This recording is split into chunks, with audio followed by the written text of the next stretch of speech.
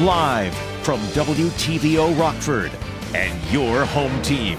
Eyewitness News at 5 starts now. Illinois State Police make arrests in a 2020 murder. They're accused in the death of a Belvidere man. Rockford bicyclists hope to raise awareness about safety on the road during a weekend event. We'll tell you how you can participate. And the Bears defensive coordinator resigns. Scott will have more on what the decision means for the team. Good evening, I'm Mimi Murphy. And I'm Eric Wilson. Illinois State Police arrest 3 men for a Belvidere man's 2020 murder. On June 18th, ISP troopers responded to the CalSag channel in reference to a body in the water. Agents identified the victim as Carl Gordon Jr. of Belvidere. Last Thursday, Jarrell Burnett, Antoine Lovelace, and Cody Matthews were all indicted on charges of first-degree murder, aggravated unlawful restraint, and concealment of a homicidal death. Nationwide warrants were issued for their arrests. Yesterday, all 3 men were taken into custody. Lovelace is currently housed at the Will County Jail. Burnett and Matthews are awaiting extradition from out-of-state jurisdictions. It's only been a few days since a car accident took the life of a recent Harlem High School graduate. Our Nikhil Delgado was able to talk to one of his friends. And Nikhil, how's he holding up? Well, Eric and Mimi, it's been a hard week for everyone. Many are at a loss of words and are still processing the sad reality that Mason is gone. Mason Barnaby graduated from Harlem High School last year. He's described as a good, ambitious, charming, polite person. Some of his favorite hobbies were cars, wrestling, football, snowboarding, playing video games, spending time with friends and family. Mason's friend Vincent tells me all about when he got the call. I just couldn't believe it.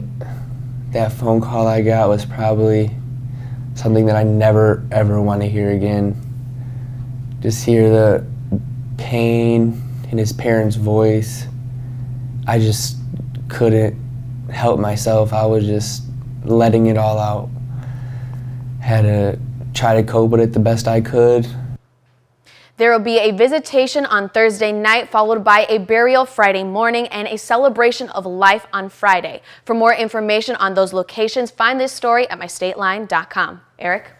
Thanks, Nikhil. Investigators released the name of a Rockford woman killed in a Janesville crash over the weekend. Saturday afternoon, Janesville police responded to a motorcycle accident near South Garfield Avenue and East Court Street. The Rock County Medical Examiner identifies the victim as Carrie Chandler. She was pronounced dead at a local hospital. A preliminary forensic exam shows Chandler died from her injuries in the crash. Janesville Police and Rock County's medical examiner are still investigating. A Kingston woman faces charges after police say she hit another car while drunk behind the wheel. This happened just after 9 last night at Route 72 and Pleasant Hill Road in rural DeKalb County. Investigators say Tammy Criswell was drunk and slammed into a stopped car. Police accused the 55-year-old of taking off from the scene of the crash. Criswell was arrested a short time later. She is charged with DUI and leaving the scene of an accident. Rockford police released new information on a hit and run last week. Take a look at the car that hit a bicyclist on East State Street Friday morning. It's a 1997 to 1999 tan Toyota Camry with heavy damage to the windshield. The driver hit a 61-year-old cyclist and didn't stop. That man was taken to the hospital and is still listed in critical condition. If you have any information on this crash, contact Rockford Police. Rockford bicyclists will raise more awareness on the rules of the road during a weekend festival. It's the 12th annual Tour de North End. Drea Baroni learned more about the event. Drea, organizers say they just want to bring community members together, whether they're avid cyclists or not. That's right, Eric and Mimi. This weekend is all about raising awareness and showing support for local businesses. Celebration of all the businesses in the North End neighborhood, a reason to get some new people over to our neighborhood and bike around because I think we have one of the most bike-friendly neighborhoods in town. The Tour de North End Bike Festival and Block Party has showcased the community's interest in biking for over a decade by connecting cyclists with local businesses. Dozens of vendors will line the city's North End open for bikers to go check out. Each rider will receive a passport and can collect stamps from the surrounding shops. The more stamps collected, the better odds you'll have at winning this fest's grand prize, a new bike. Bike safety is an increasingly important issue to the Rockford community. When they register at the front desk, they're going to get an Illinois League of Illinois Bicyclists rules of the road. That is one of the big things that we push all day. While we do have a mixed-use bike path, walking path on the west side of the road, linking together all the North Main businesses, some people choose to ride on the road, which is legal. We just encourage drivers to give the cyclist 3 feet. We encourage the cyclist to learn the rules of the road and follow the rules of the road. So it's just one of those things that we can do a little bit of goodwill and kind of promote safe cycling in our neighborhood. Rotello hopes the fest encourages the city to become more bike-friendly. As a way to kind of encourage other people to talk to their aldermen and their elected officials and say, hey, we'd like to connect more of those bike paths. We'd like to connect more of those paths throughout the city so that if you want to get to the east side, you can do that on 2 wheels. You don't have to participate in the bike ride to join in on the fun. All are welcome to come to the event for the music, food, and visiting vendors. The Tour to North End is this Saturday from 11 to 6:30 p.m. For more information, go to mystateline.com. Eric? Thanks, Drea. Rockford Public Schools wants feedback from the community. Tonight from 6 to 7:30, RPS 205 will discuss the district's facilities plan. The meeting is in West Middle School's auditorium. You can provide feedback on how the district can improve its sites over the next 5 years. Aviation and spaceflight companies come together in downtown Rockford. Today, the Embassy Suites hosted the 7th annual Midwest Aerospace Conference. The focus of the meeting is to help companies network together and grow the local economy. The 234 attendees of the conference could also participate in interactive breakout sessions discussing topics like renewable fuel and automation. The co-chair for the Rockford Area Air Force Network says the state line is in a great position to continue growing its aerospace industry. Really, we have such great universities all locally within the Illinois region that provide aerospace engineers, mechanical engineers, skilled trades that we need for running machining operations, assembly tests, repair, overhaul. So it's a great for Rockford to continue to invest in this type of technology in the aerospace industry. The Rockford region is home to the 6th largest aerospace cluster in the nation. Some lawmakers are concerned over the Department of Transportation's spending. Up next, Secretary Buttigieg explains how his agency is investing billions in infrastructure. Temperatures warmed into the upper 70s. We did hit 80 degrees here in Rockford with a little filtered sunshine, but we do have the chance for rain returning in the next couple of days. I'll time that out for you and a look at how long I should say the above average temperatures stick around coming up in the forecast a little later. You're watching Eyewitness News, your home team with Eric Wilson, Mimi Murphy, Scott Leber, and Chief Meteorologist Candace King.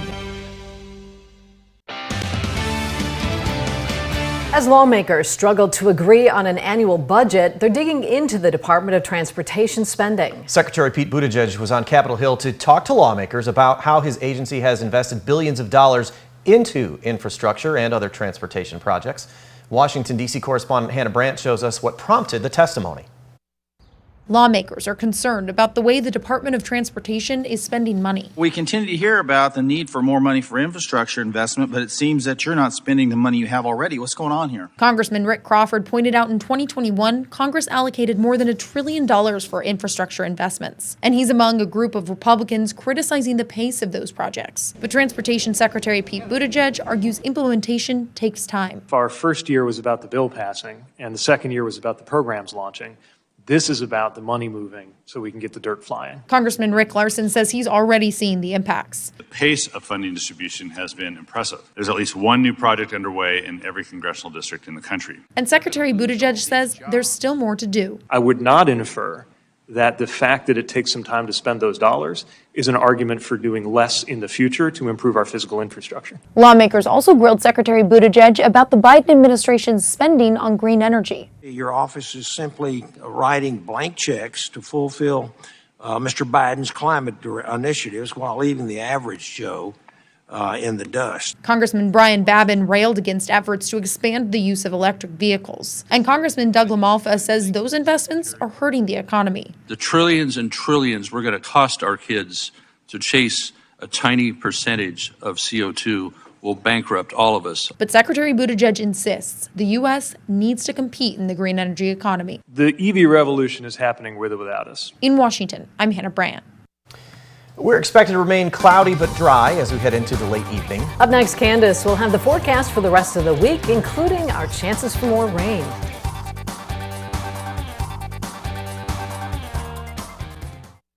Now, your first warned weather forecast from Chief Meteorologist Candace King. Well, we had some pretty heavy rainfall come down for some very early this morning. While most of it was light, a lot of that heavy rainfall centered in across portions of southeast Boone County, southwest McHenry County, and northern DeKalb County, where radar estimates of up to 3 to even 4 inches of rain came down in just a few short hours very early this morning. So some localized flooding did take place. There was a flood advisory that had been issued for northern DeKalb County. Since then, things have been much more quiet, and we've even managed to see a little sunshine here and there as we've gone throughout this afternoon, but we are going to maintain those mostly cloudy skies. Keeping an eye on 2 areas of low pressure. These are known as MCVs, or mesoscale convective vortex. These form oftentimes from storm complexes that weaken and oftentimes leave behind kind of this little mini low pressure system. The one in Iowa, not going to affect us. That is moving more north and northwest. The one south of St. Louis, however,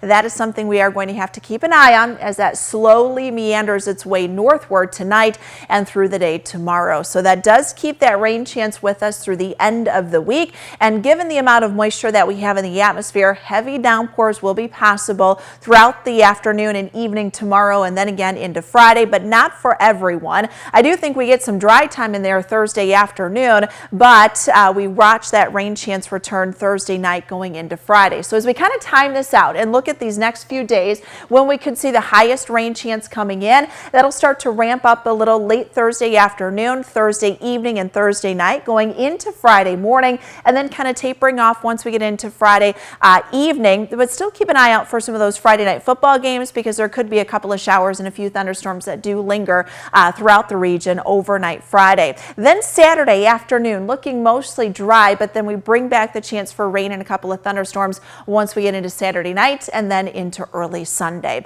And as I mentioned before, the high moisture in the atmosphere will lead to some heavy downpours for some, just like what we've had with some of the more recent rain events over the last couple of days. And that's where rainfall totals will rise over 1 inch. And we may even continue to see that localized flooding threat kind of depending on where those heavier rain showers end up. So let's put this all together with Futurecast. Notice as we go through the night, looking at a mostly cloudy sky.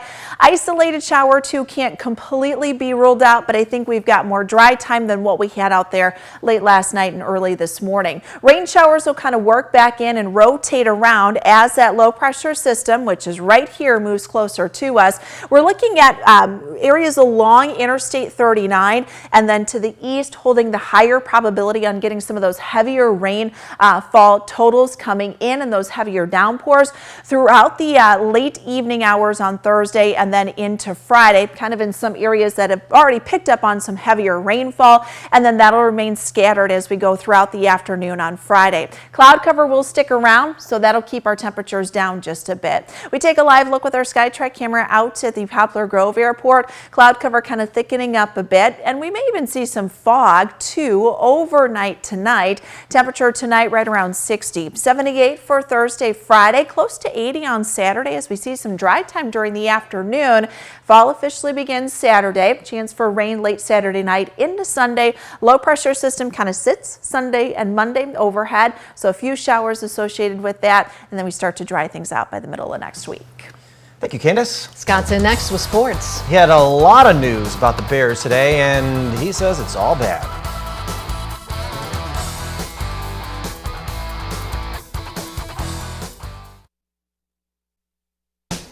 Now sports with sports director Scott Leber. Just when we thought the Bears hit bottom last season with their 3-14 record and 10-game losing streak, well, now we're seeing that maybe it is possible for them to sink even lower. It's not been a good day for them. First, defensive coordinator Alan Williams gave the Bears his resignation this afternoon. That's all the Bears have said officially. Williams' attorney released a statement to ESPN saying that Williams has stepped down to take care of his health and his family, and that Williams expects to return to coaching eventually. This was Williams' second season as the Bears' defensive coordinator. With him gone, Matt Eberflus now takes on the added duties of making the calls for the Bears' defense. Problem number 2 for the Bears is Justin Fields seems perplexed about how to play going forward.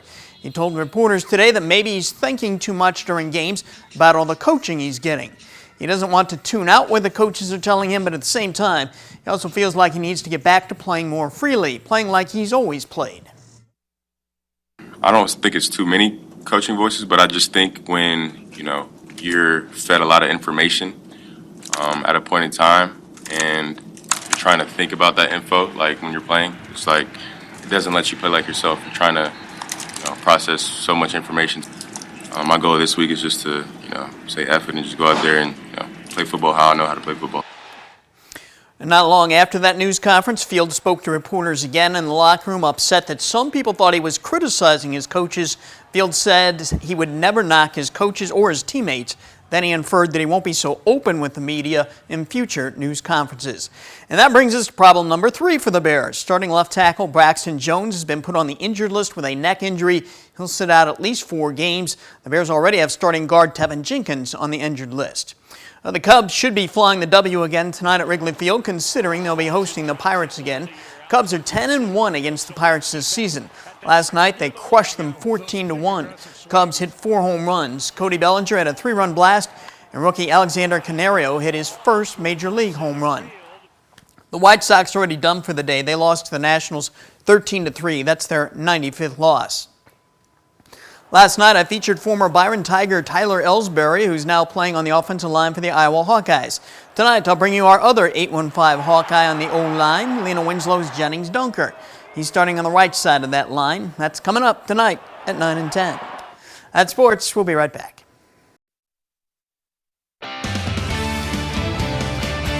Our first WARN Interactive Radar brought to us by Rockford Auto Glass and More. We've got cloud cover out there this evening that'll stick around here as we go through the better part of this evening. Skies should stay mostly dry tonight. Can't completely rule out an isolated shower, but a little more dry time here overnight and into tomorrow. Rain chances will return late tomorrow afternoon, and then really kind of focusing on tomorrow evening, where we can again have some heavier downpours for some, especially east and southeast of Rockford tomorrow night into Friday. All right, thanks, Candace. And thank you for spending some of your time with us. Stay safe.